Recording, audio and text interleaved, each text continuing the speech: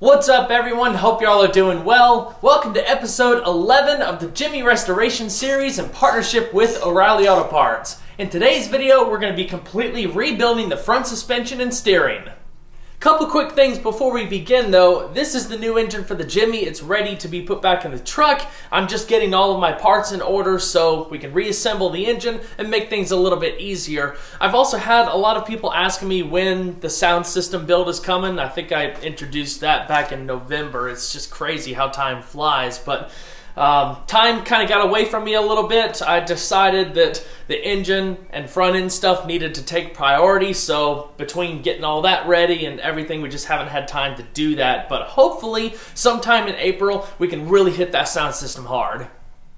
If you guys remember in the last episode where we pulled the engine, there was so much oil covering everything. And there's still a lot of oil covering everything, but I've made good headway of cleaning things up just to make this video a little bit less messy. But there's still some areas like around the differential and the steering box that I really can't get good access to until we take this stuff out. So we're going to be doing a whole lot of stuff at the same time, not just with the rebuild, but a cleanup and start the bay restoration, because even though we're not replacing 100% of everything in this vehicle, which is kind of crazy, we still want to make it look really nice. We're going to replace those inner fender liners. We're going to replace the rubber pieces, paint what needs to be painted. It's going to look really sweet when it's done. Alright, so without further ado, let's go ahead and get started.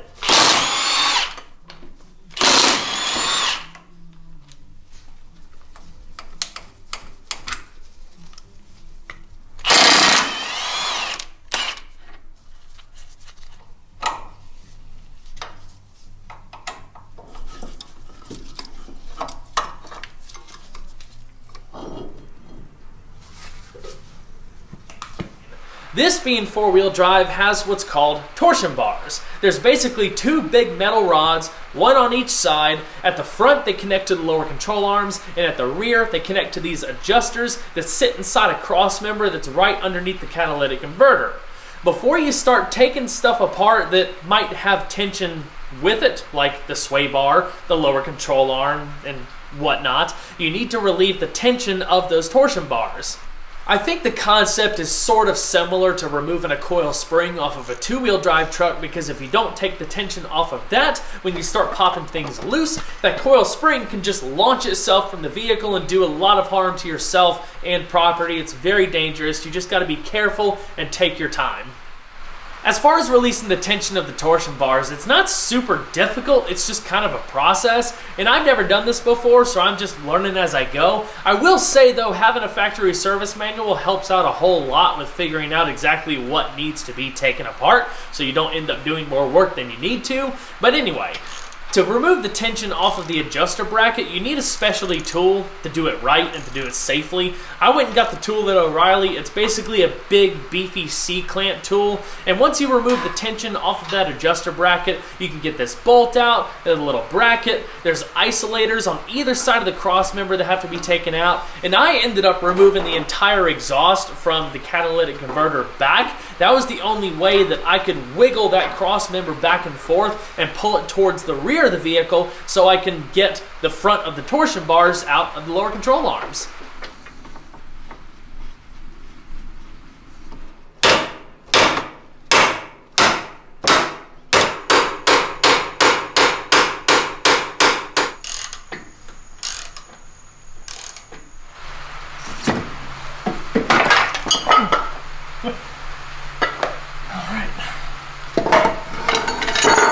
One down, 3 to go.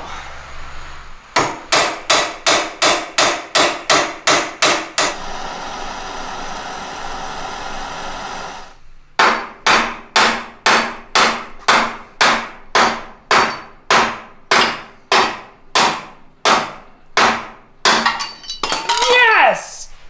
Woo!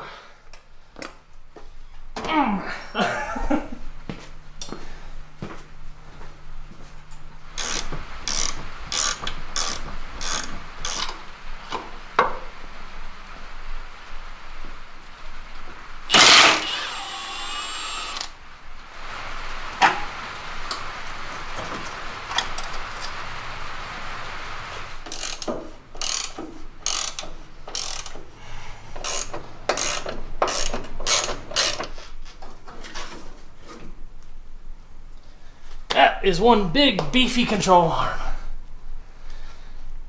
It's gonna be fun pressing the bushings out of this thing. Whew. Aside from just having a big mess to clean up, there's really not a whole lot left to take off. I have to drop the steering box still and the linkage. You got the center bar right here, the idler arm, the pitman arm, and the inner and outer tie rods go out to the sides, but there's just a couple bolts here, a few bolts on the other side that hold the box in. There's one nut that I have to take off to be able to slide the box off of the steering shaft. I hope to be able to take this out as one piece. I may have to take the pitman arm off, but you know, we'll make that determination once we're in there. Everything's pretty much out of the wheel wells now. It's a good opportunity to get everything cleaned in here. Maybe a nice fresh coat of paint. Tomorrow I'm gonna drop the half shafts. Gonna get those replaced since we're all up in here. Just kind of makes sense. But yeah, it's looking good so far.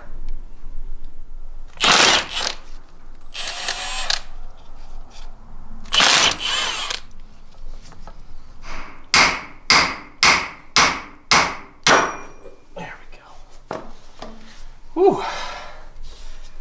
Thing was seized on there pretty good. If you were just taking the control arms off for service but weren't replacing the axles, I would highly recommend that you don't let it just dangle like that, because it can mess up the axle internally. Since we're replacing these, it really doesn't matter. It's just a matter of taking out a bunch of bolts, but because these have been on the truck for so long, as you saw over there, they are kind of seized up, but a little bit of heat and PB blaster never hurt anything. So let's go ahead and whack this off, and we'll move on to the steering. Oh yeah, pretty lucky. Still gonna need to clean that a little bit, but much easier than the other side. One downside to doing what I've done with taking apart everything, I'm not able to lock those drive axles in place, and I'm not 100% sure if you can anyway, if you put it in four-wheel drive or if it's on the ground, I'm not sure. But as far as getting it torqued back on, I probably need to do that on the ground. We'll see when we get to that point, but using the impact with just a quick whoop was just enough to break those nuts loose, so it worked.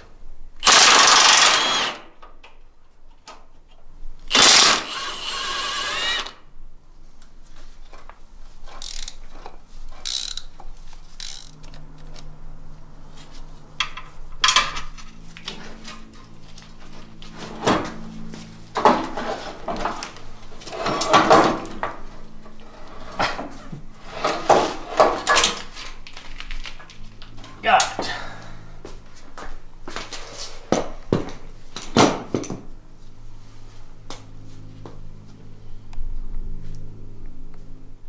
Now with that out of here, we can get access to all of this. Ooh. Yum. Obviously, this is a restoration. We're not just replacing old parts. Like I said at the beginning of the video, there's going to be a lot of really nice stuff going into the engine bay, not just with the new engine and its powder-coated parts and headers, but I'm also going to be replacing the rubber bumpers, the seals, insulators. There's going to be a new hood pad. I'm also replacing the crusty fender liners. I have never seen one of these old square bodies with intact original fender liners. They crack apart and dry rot over time, which is a shame because they have a vital job of protecting your engine bay from all of the garbage that you pick up going down the road, especially when it's raining. So by putting in these new fender liners, which are super easy, they're just held in by plastic clips, we can protect this fancy new engine and the engine bay, at least to a degree, from getting dirty immediately when we go down the road. For this rebuild, I opted just to use the original control arms because there were no dents or anything like that. They just needed new bushings and ball joints. Now, depending on your budget, you can go to O'Reilly and get brand new control arms. They actually had them in stock for this thing, which I thought was super cool, but it also depends on how much you're willing to spend for the convenience factor. The new control arms are already powder coated, they have brand new bushings and ball joints in them, so they're basically just plug and play. But if you wanted to get a bit more nitty gritty and do some more work yourself like I did, all you have to get is some bushing and ball joint removal kits and put in a little bit of elbow grease. I'll admit I did not rent the exact bushing removal kit that I needed, and I didn't realize it until I was already in the thick of it, so I just decided to make do with what I had. Using a combination of a ball joint kit, heat, and a screwdriver and a hammer, I somehow made it work and got them out without too much difficulty. It was actually kind of nice. Put some music on, just kind of zoned out for a little while and made it work. Alright guys, I knew from the get-go that this was probably going to be a several-day venture, but we are still at it. I have my dad out at the shop today. He is helping me degrease this disgusting Jimmy engine bay, so what up? Big thanks. But it's turning out really, really good so far. Let me show you where we're at. So far, I've just about finished this driver's side frame rail. It's turning out really good, basically just taking everything down to bare metal. I'm gonna re-undercoat once all is said and done, repaint some stuff, just gonna make it look really, really nice. All of this was caked in oil. Still got some oil here and there, but much, much better than it was, especially with the diff. The diff was black, if you remember, so it's just gonna look great. I'm gonna redo a lot of this wire conduit, just put some nice fresh stuff in there. Gotta clean the firewall, wipe everything else down. I have to tackle this frame rail, but I'm super excited with how this is coming out. Plus, check out this wonderfulness.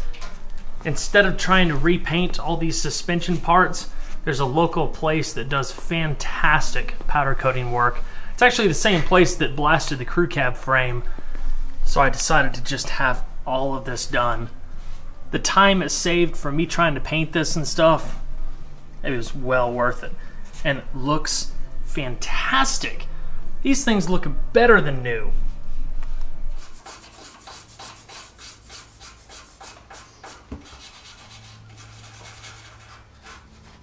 There's a whole lot more other things I could be doing than having this kind of fun. Oh boy. Ready to come back tomorrow and finish? Yeah, definitely. If I can get my fingers to unlock on my elbows. I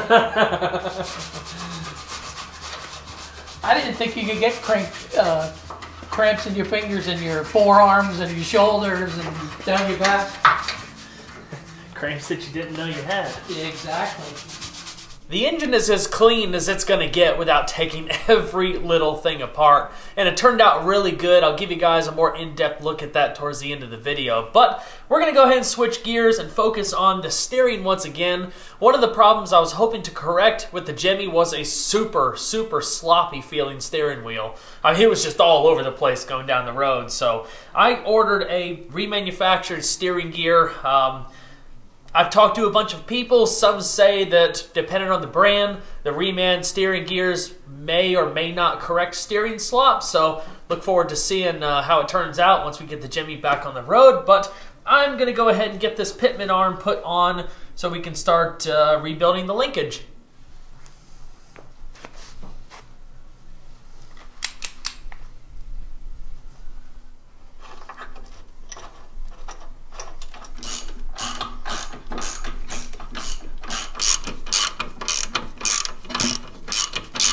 For now, we're going to get everything hand tightened. The final torque will come once the Jimmy is on the ground with the engine and the suspension is properly loaded.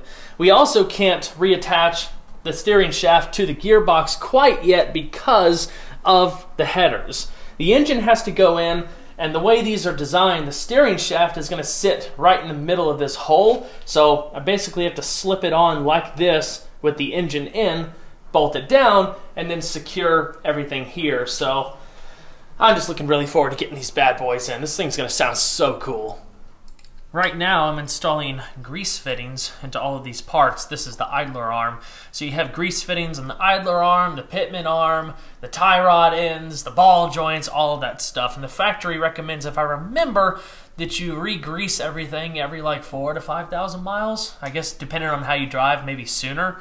But you can just you can go to O'Reilly and get a grease gun and the appropriate chassis grease or so and do it yourself. It's super simple, but just one of those maintenance items to make sure everything lasts as long as it needs to.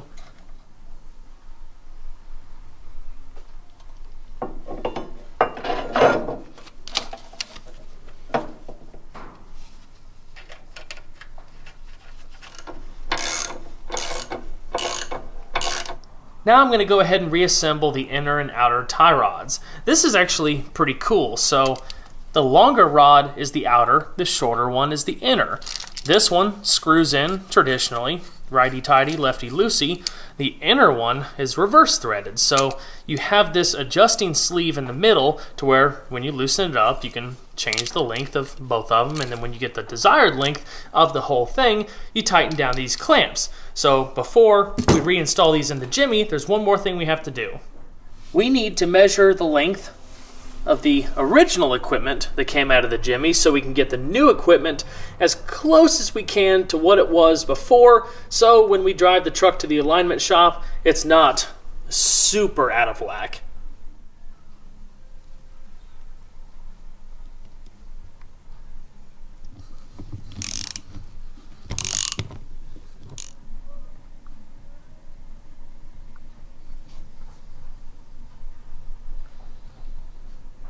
Now it's just a matter of putting everything back together. First things first, we're going to start reassembling the restored control arms. I have brand new bushings and ball joints. This is the upper control arm for the driver's side. The lower control arm is back over there. So let's go ahead and get this one taken care of, get that one wrapped up, and start making some progress.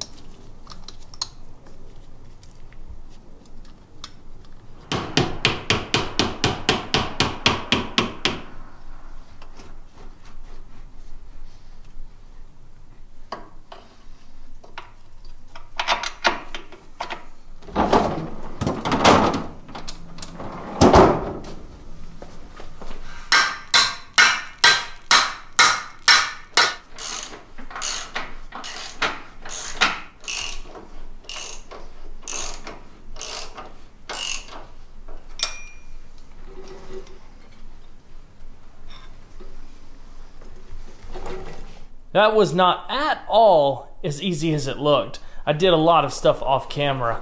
This lower control arm really put up a fight. It was not easy getting those bushings in, especially because I don't have the proper bushing kit.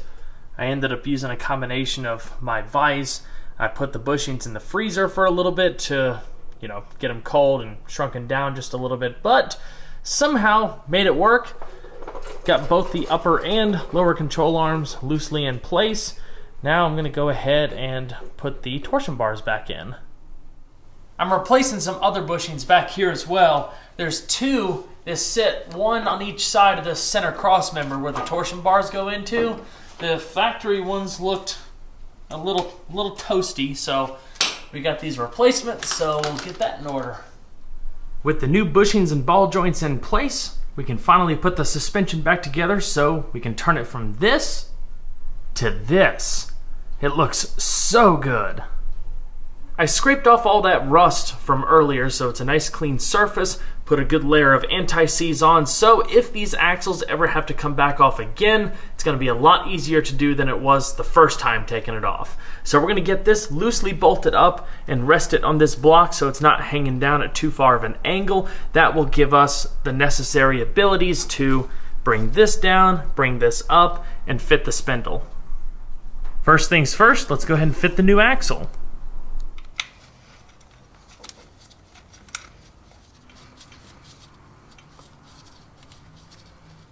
Next, I'm going to install brand new axle seals. I ended up getting the spindles powder coated as well, and they look fantastic. Really trying to go all out with this rebuild. So these axle seals go on the very back of the spindle, and this is where the axle will fit into. So we'll get this pressed in and greased up and start fitting it all back together.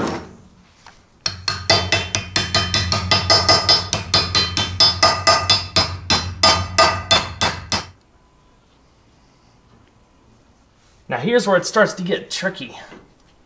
Holding the control arm with one hand, finagling the axle with the other, and lifting everything up to this upper ball joint. So now that those are in, we can start bolting some of these things in loosely. so we can let it hang. I noticed when I was taking everything apart that these dust shields have a built-in wheel speed sensor. One of them had been replaced at some point in the past, but the other one still looked like it was pretty original to the truck. It was actually about to rust through at one point, so I just opted to get brand new ones. It's pretty cool, the sensor assemblies like riveted into the dust shield. So we'll get this bolted up next. Got a new cable and everything. The dust shield sensor assembly sits in between the hub and the spindle, so kind of got to put all this stuff on at once. Just press it all together, tighten down 3 bolts behind, and this will be good to go.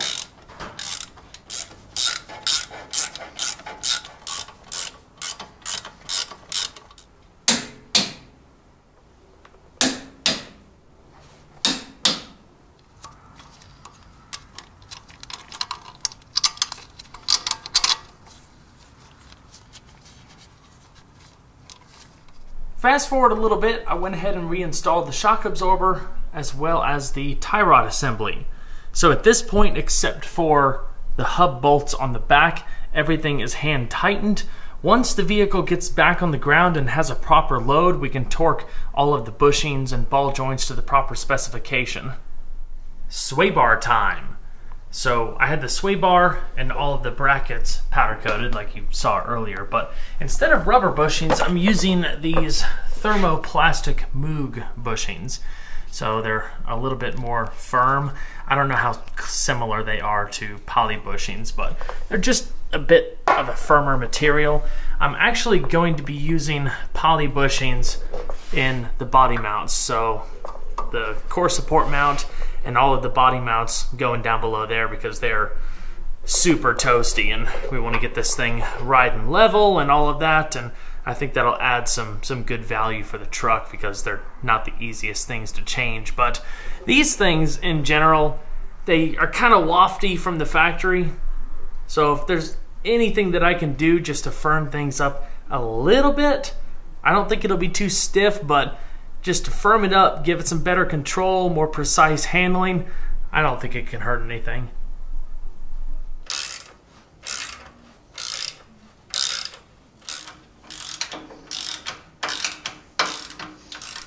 The sway bar was a little tricky to get in. There was some finagling I had to do on both sides, using a combination of my floor jack and just a lot of elbow grease, but the suspension is done. All I gotta do now is reattach the brakes, then we can put the wheels back on and drop this thing to the ground. On a side note, I just realized I did something incredibly stupid, so word to the wise. If you're gonna be putting the suspension back together like this, don't leave the brake caliper in front, because the line runs in between the control arms. Now I can't fit the caliper between the control arms to bring it to the appropriate side, so I have to take the brake line off. I was going to do a video of replacing the brakes anyway, so that might come a little sooner than I thought.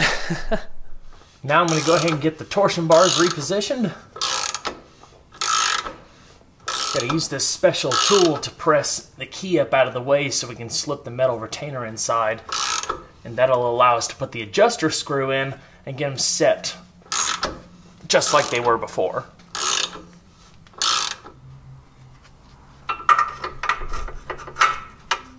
As we release the tension off of the key, it's going to start trying to come back down, but that metal bracket I just put in is going to catch it to the point we can just have it loose like that. If you notice, this bolt has a rounded head. It's designed to go inside that little metal bracket that I just put in from the side. There's another nipple right above the bracket where that little rounded portion is going to press into. So as you turn it, it's going to push the torsion bar key even higher, and that's how you can adjust the ride height to a degree. So when you take out that bolt, it's important to mark it or count the threads so you can make sure to get this back in as close to factory specification as you can. It can be adjusted later if it's a little bit off, but if you can get it pretty close, it's always better.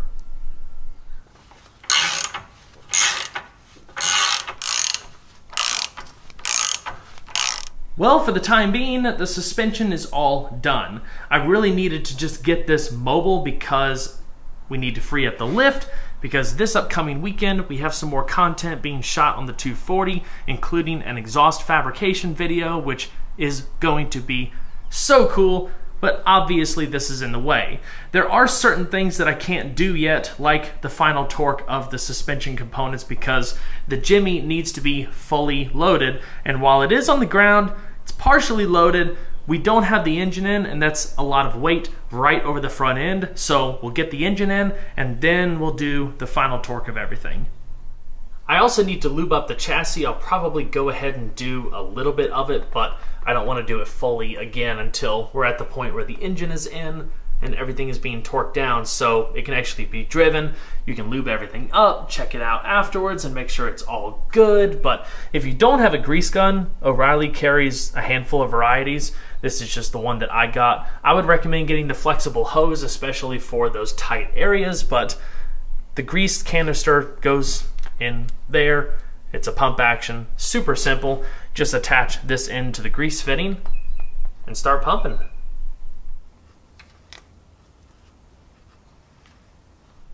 As far as everything else with the engine bay restoration, there's still a handful of things that I need to clean. I want to replace those vacuum lines. I still have to put those Fender Liners in. Just a bunch of little nitpicky things. But if you didn't notice earlier, I coated the frame rails as well as this cross member. Instead of just painting it, I opted to get this truck bed coating. The texture is pretty similar to the original factory undercoating, which unfortunately was stripped off when I was degreasing all that stuff. It was just awful, but this will give us some added durability and rust protection. I'll end up, probably when I do the body mount bushings, I'll clean the frame rails inside and out all the way back and just give it a nice coating to freshen things up and just give the truck some added protection. Well guys, that wraps it up for this video. I hope y'all enjoyed. I know there was a lot to digest in this video, so I appreciate the support. It was a lot of work, but this is gonna make the Jimmy drive so good when it's all said and done. Now, we just need to replace the brakes because of what I was talking about earlier, but it needs to be done anyway. So we'll replace the brakes, we'll do a video of the body mount bushings, we'll do a video on putting the new engine together and then putting the new engine in. So a lot of really cool content to come. So if you haven't subscribed already, consider doing so. And if you enjoyed the video, don't forget to leave a like below. Thanks again guys, and I'll see you on the next one. Take care.